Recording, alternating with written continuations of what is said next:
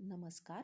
मी स्वातीज किचनमध्ये आपल्या सर्वांचं खूप खूप मनापासून स्वागत. तर आज आपण अतिशय सोप्या पद्धतीने आणि झटपट होणारी अशी मसाला गार्लिक पराठ्याची रेसिपी पाहत आहोत. तर रेसिपी अगदी सोपी आहे गाईज, त्यामुळे व्हिडिओला स्किप न करता व्हिडिओ शेवटपर्यंत पाहत राहा. पण त्याआधी माझ्या चॅनलवर आपण नवीन असाल तर माझ्या चॅनलला लाईक, शेअर आणि सबस्क्राईब करायला मात्र विसरू नका. त्याचप्रमाणे शेजारील बेल आयकॉनवर देखील क्लिक करा, त्यामुळं माझे नवीन येणारे व्हिडिओचं नोटिफिकेशन तुम्हाला येत राहील. चला तर मग खूप उशीर न करता रेसिपीला सुरुवात करूयात. या ठिकाणी अगदी रोजच्या चपातीला मी जशी कणिक भिजवते त्याचप्रमाणे मी इथं कणिक भिजवून घेतलेली आहे. तर आता याचीच आपल्याला एक छोटीशी पोळी लाटून घ्यायची आहे.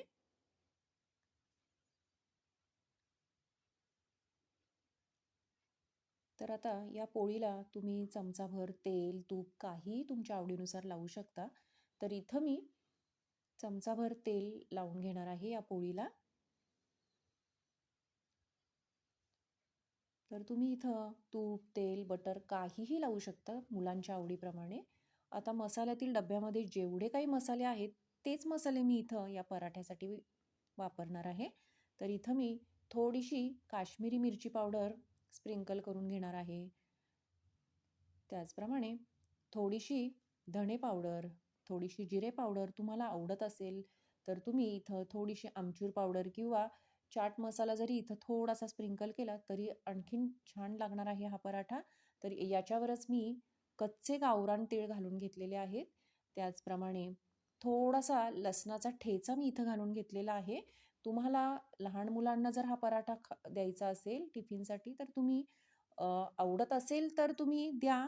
जर नसेल आवडेल तर तुम्ही गार्लिक म्हणजेच हा लसणाचा ठेचा स्किप केला तरीही चालणार आहे. वरून थोडीशी बारीक चिरलेली कोथिंबीर घालून मस्तपैकी या पराठ्याला लावून घ्यायची आहे.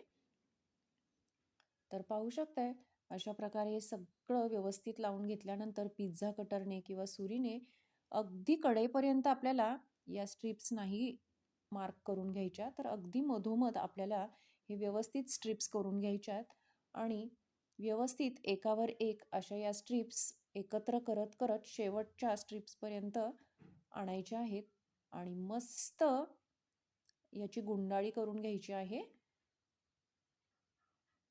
तर अगदी सोप्या पद्धतीने हा पराठा होणार आहे. अगदी करायला देखील सोपा, खायला तर एकदम त्याहून मस्त असा हा पराठा होणार आहे. तर गाईज एकदा ही रेसिपी नक्की ट्राय करा. तर अगदी अलगद हाताने मस्त हा पराठा आपल्याला लाटून घ्यायचा आहे. आता थोडीशी बारीक चिरलेली कोथिंबीर आणि पांढरे तीळ घालून आपल्याला हा पराठा लाटून घ्यायचा आहे. लाटताना थोड्याशा किनारी निघल्या तरी त्या पुन्हा दाबून आपल्याला पराठा असाच गोलसर व्यवस्थित असा, खूप जाड खूप पातळ नाही असा मस्त मीडियम असा हा पराठा आपल्याला लाटून घ्यायचा आहे. तर लाटल्यानंतर पाहू शकताय पराठा किती मस्त दिसत आहे. तर आता पराठा हा आपल्याला मस्त शेकून घ्यायचा आहे. 1-2 मिनटं एका साईडने छान खरपूस असा भाजून झाल्यानंतरच आपल्याला दुसऱ्या साईडने तो छान शेकून घ्यायचा आहे. तर तुम्ही या पराठ्याला तूप, तेल, बटर काहीही लावून तुम्ही हा शेकू शकता. तर पाहू शकताय मस्त भन्नाट असा आपला पराठा दिसत आहे. खायला तर तो आणखीन भन्नाट होणार आहे. तर गाईज माझी आजची रेसिपी तुम्हाला कशी वाटली मला कमेंटमध्ये नक्की सांगा. आणि एकदा अशा प्रकारचा पराठा तुम्ही नक्की करा. लहान मुलं ते मोठ्यांपर्यंत सर्वांनाच हा पराठा खूप खूप आवडेल. या थंडीच्या दिवसात हा गरम-गरम पराठा आणि वाफाळलेला गरम-गरम चहा खरंच खूप मस्त लागतो.